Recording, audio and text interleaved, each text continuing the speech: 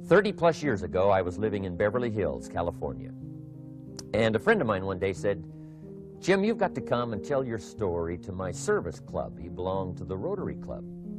And he said, "I know your story. Idaho farm boy makes it to Beverly Hills."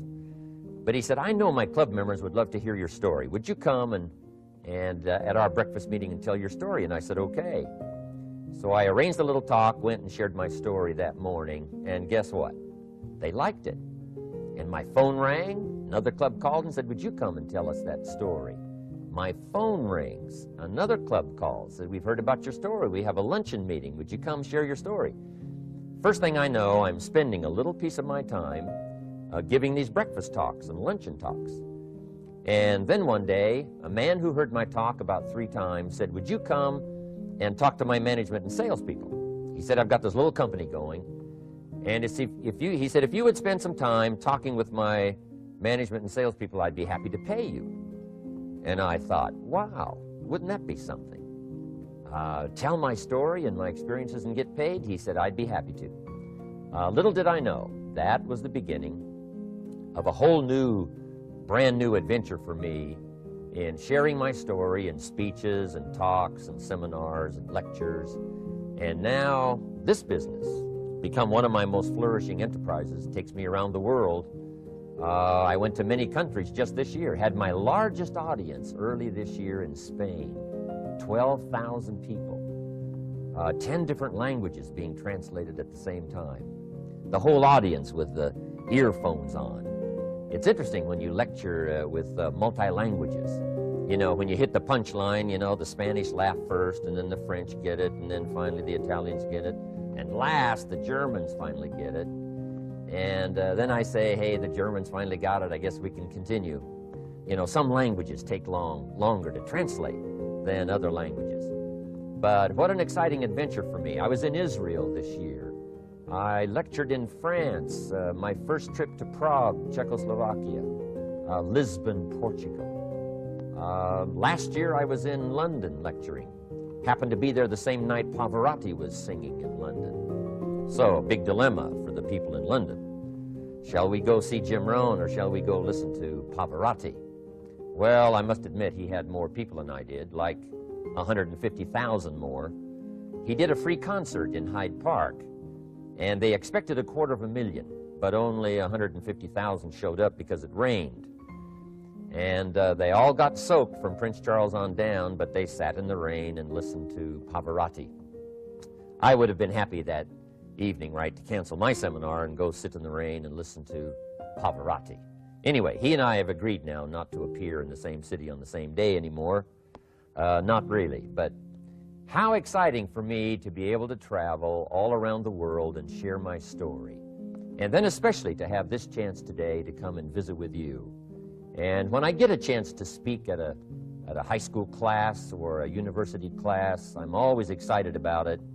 I'm limited in time, so I wanted to use this way to come and share my story with you and some ideas that might be helpful in your career for the future, in your now busy life as a student, and then wherever you find yourself in the years to come. Some of the things I'm going to share with you, I want you to remember for a long, long time, because the ideas I want to translate for you drastically affected my life. And if I can share now and affect your life, and you write me a letter or tell me in person someday, "Mr. Rohn, I listened to your video and I watched it carefully, and sure enough, some of the ideas that you shared greatly affected me, and here's what's happened to my bank account, here's what happened to me in school, here's what's happening to my future," that'll give me great, great satisfaction. So the man who shared with me ideas that changed my life, I want to share with you 3 of those basic subjects. When I met him, I was 25 years old, and when I first got acquainted with him, I used a lot of excuses as to why I wasn't doing well. And he said, "Well, tell me a little bit about your story." And I told him, you know, I was behind on my bills, had pennies in my pocket, nothing in the bank, that I was embarrassed about being behind on my big mouth promises to my family. And then he gave me one little simple phrase that really forever changed my life. And here's what he said: "Mr. Rohn, if you want the future to change for you, you've got to change." And he said, "If you don't change, the next 6 years of your life is going to be just like the last 6. You'll still be behind on your bills. You'll still be behind on your promises. But then he gave it to me in the form of a promise. When I was 25 years old, I've remembered it all these years, and I've shared this promise now with probably over 3 million people in the last 30-plus years. And it's going to be valid for you, so listen carefully to this promise. My teacher said to me, "Young man, if you will change, everything will change for you. If you will get better, everything will get better for you." What a clear message that was for me. He said, if you'll change your philosophy, if you'll change your habits, if you'll refine your thinking, if you'll change and accept some new disciplines, if you'll turn the corner where you've been in the past, go for a new life for the future, he said all kinds of remarkable things will happen for you if you will change. Before I met Mr. Schoaf, I used to cross my fingers and say, I sure hope things will change. I was hoping the government would change and the tax structure would change and that my boss would change and pay me more money. I was hoping that, economics would change and prices would come down, and I was hoping that circumstances would get better. And then I discovered from my teacher that those things are going to continue the same. In fact, all of those things that happen to us is kind of like the wind that blows. And the wind blows on us all. In fact, in America especially, the last 6,500 years of recorded history, we've got probably the most favorable wind that's ever blown. Economics and circumstances, living in a free country, democracy and freedom, an excellent economy. Sure, we struggle at times, but compared to the rest of the world in the last 6,500 years, we've got the best wind ever. But if you just let the wind blow, I'm telling you, it won't take you where you want to go. All of us must use this wind to take us to the dreams we've got, to the equities we want, to the money we want, to the income we want, and to all the things we want our life to have. This is where we want to go, and we've got a good wind, but we must not leave our future just to the wind, just to the economy, just to the structure of the way things are happening today. Here's what we must learn to do, and that is set a good sail. And if you'll learn to set a good sail, and that's what my teacher taught me in those early days. He said, Mr. Rohn, the wind is going to blow however it's going to blow. Politics are going to be politics, and the economy is going to be the economy. And however it turns out, that's the way it's going to be. What you must learn to do is not to wish for a better wind. That's naive. The key is to wish for the wisdom and the skills and the learning so that you can set a better sail. And so that's what I did at age 25. I went to work not on the economy. I went to work not on the community. I didn't go to work to try to change the government. I didn't go to work to try to change my boss or the company. I didn't go to work to try to change circumstances. I went to work to try to change myself. And I picked up that promise. My teacher shared with me that if I would change, my income would change. If I would change, my bank account would change. If I would change, my future would change. And sure enough, his promise came true for me. The first 6 years of my economic life, I wound up broke. Those pennies in my pocket, nothing in the bank, behind on my promises. The second 6 years of my economic life, I wound up rich. But interestingly enough, the second 6 years of my economic life, the government was about the same and the economy was about the same. The companies were about the same. What they paid was the same. Circumstances around me were the same. My negative relatives were the same. But I was not the same.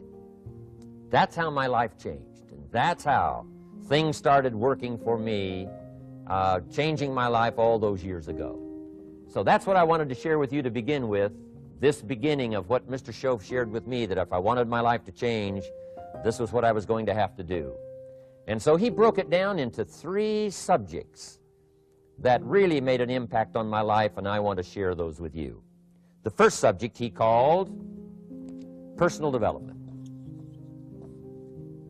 And the second subject he called setting goals. And the third was how to become financially independent. And I'd like to give you just a few clues from those 3 major subjects that so dramatically affected my life. And let's get started. The first one is personal development. Now, in illustrating personal development, Mr. Schoaf, my teacher, started with money. You know, money's not the only place to start in talking personal development, but it's where he started, so let me share the thoughts he shared with me back then. Let me share them with you. Here's the best lesson I can give you on economics. It's very simple. We get paid for bringing value to the marketplace. That's about as simple as I can put economics. We get paid for bringing value to the marketplace. Now, it takes time to bring value to the marketplace. However, we do not get paid for time, so we cross that out. Mistakenly, the man says, I'm making about $20 for an hour. Not true. If that was true, you could just stay home, right, and have him send your money. So that's not true. We don't get paid for time, we get paid for value brought to the marketplace. Now, since that's true, here's one of the key questions of my talk to you today. Is it possible to become twice as valuable to the marketplace and make twice as much money in the same time? Is that possible? The answer is yes. Could you become 3 times as valuable as you might be right now to the marketplace and make 3 times as much money in the same time? And the answer is yes. 5 times, 10 times? Of course.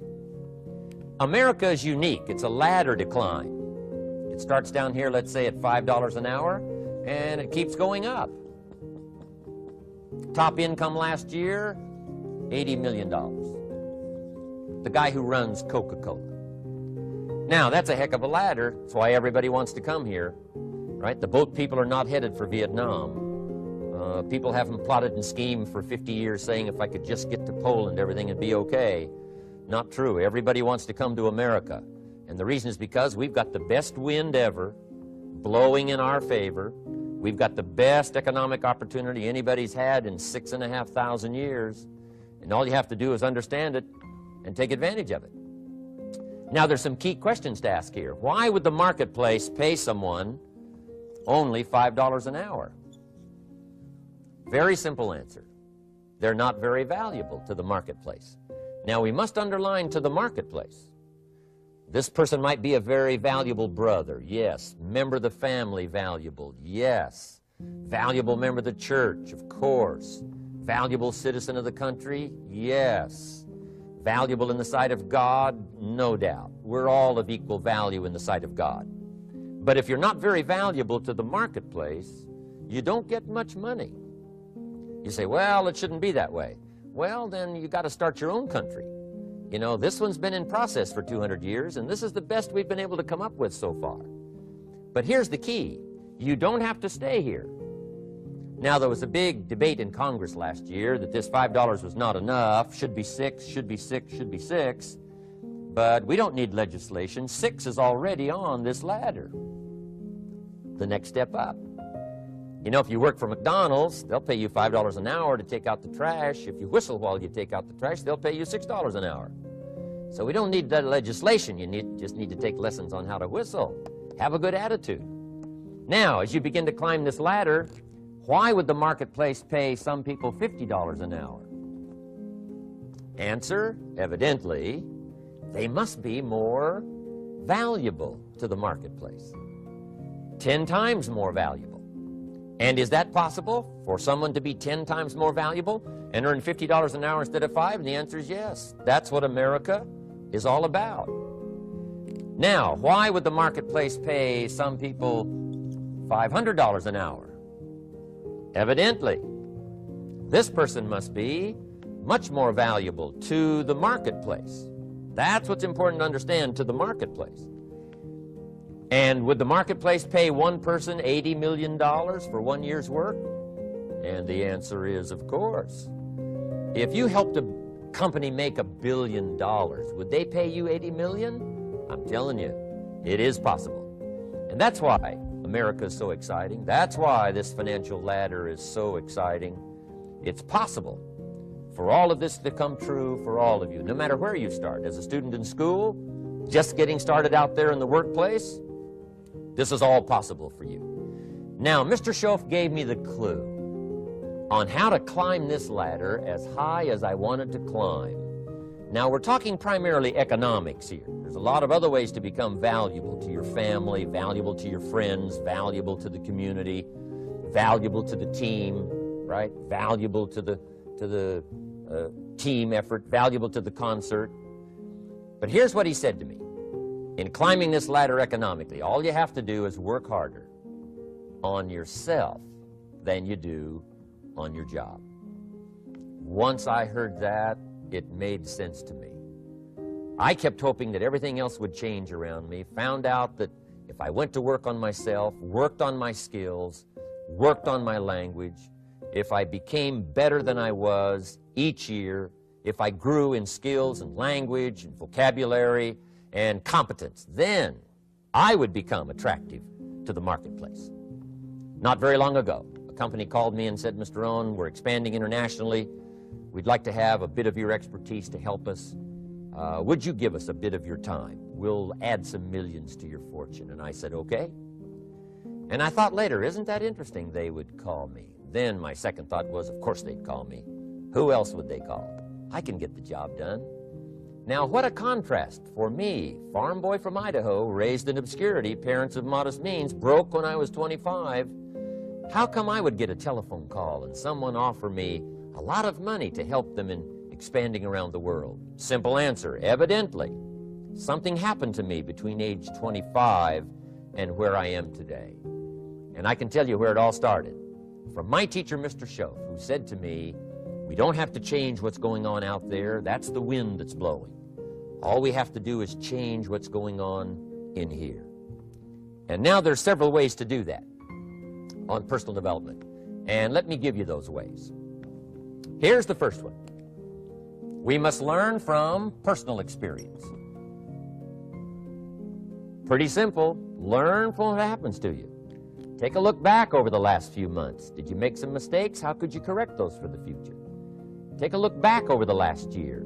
Have you done it right or done it wrong? Let's correct it for the next year. Learn from your personal experience. Mr. Schoaf asked me when I first met him, he said, Mr. Rohn, how are you doing? You've been out there now 6 years. And I said, I'm not doing very well. He said, I suggest you not do that anymore. What a simple, swift analysis to my situation. He said, if you keep doing it, the next 6 years will be like the last 6. You don't want that to happen. Let's make the changes.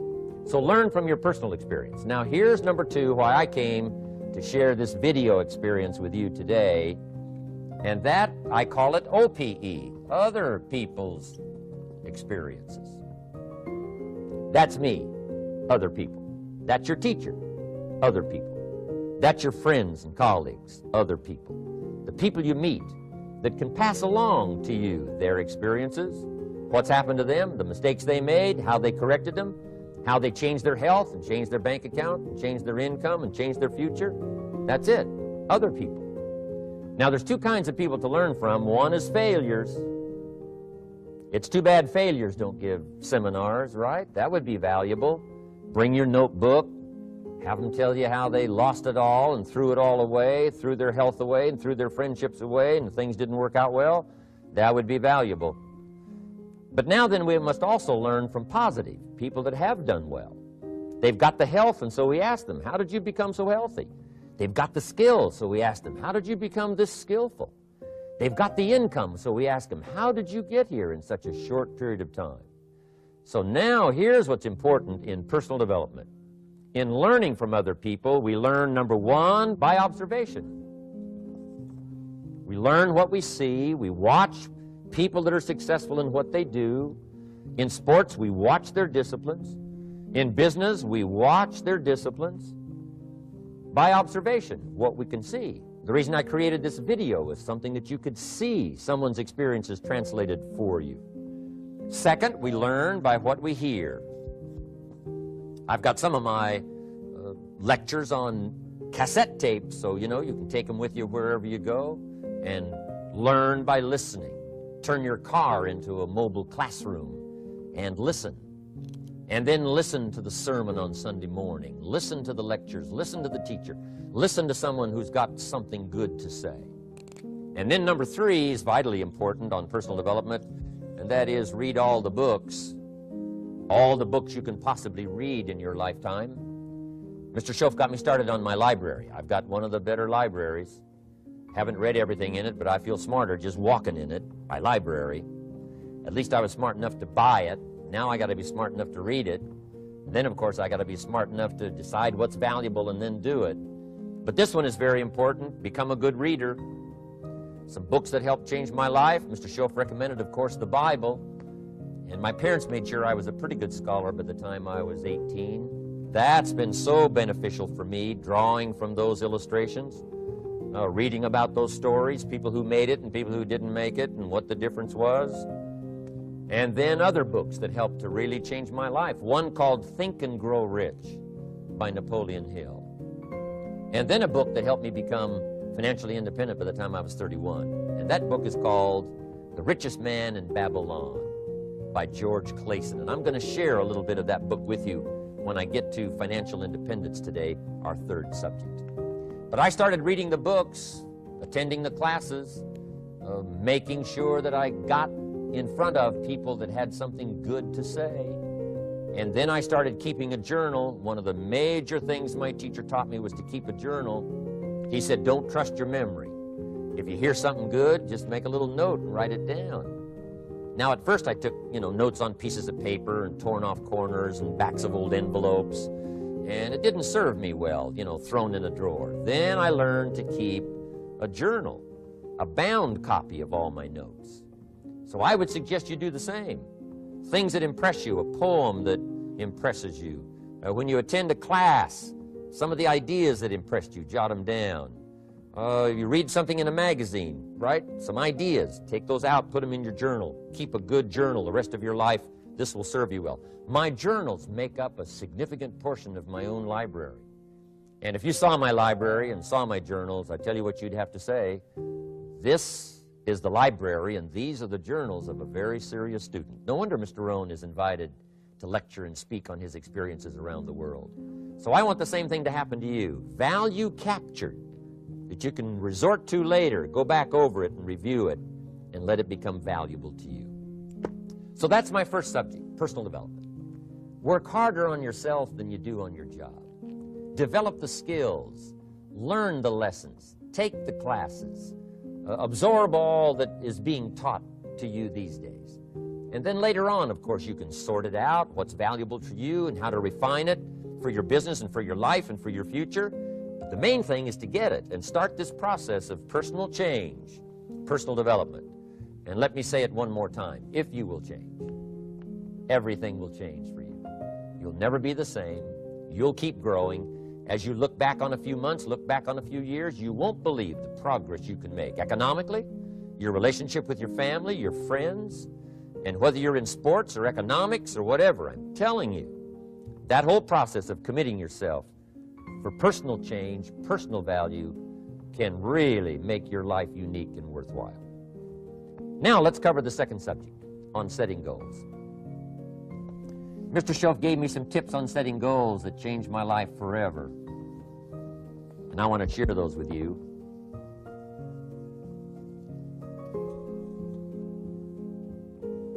So let's talk about setting goals, and I also want to tie it to personal development, and you'll see how I'm going to do it as I progress here. Setting goals. We need to take a look into the future. There are 4 things to consider in terms of attitude. One is how you feel about the past. Best advice I can give you on that is treat the past as a school. Let it teach you the mistakes you've made, the things that went wrong, the things that didn't work. Don't use the past as a burden to carry, and don't use the past as a club to beat yourself to death. Past losses, past failures, past mistakes. But let the past be a school. Tough school maybe. We've all been through some tough stuff. So if you feel good about the past, draw from it for experience and let it teach you. Then next is how you feel about the future. We've got to have the future well designed. The future is called the promise. And here's what we teach in our leadership series. The promise of the future can be an awesome force for your own future. the promise of the future, designing the future. There's two ways to face the future. One is with apprehension, and the other is with anticipation. I promise you, in my travels around the world, most people face the future with apprehension. And here's why. They don't have it well designed. They've sort of left that up to someone else to fix. But here's the best way to face the future, with anticipation. And you can face the future with anticipation if the future is clear, if the future is well designed. And I would like to have you consider some thoughts with me that help me to really change my future by giving it some thought and some consideration. And here it is. In setting goals, it's very simple. Number one, decide what you want. You just take a little time. You sit down and say, what do I want? What kind of skills do I want? What kind of income do I want for the future? What would I like? Where would I like to go? Places I'd like to visit. Habits I'd like to acquire. Skills I'd like to have. You just take a little time to think about what you want. Economics, friendships, people you'd like to meet, places you'd like to go. You just take some time. And then I suggest, when you've thought about what you want for the future, make a list. Just jot it all down. It's really a very simple process. And then here's number three.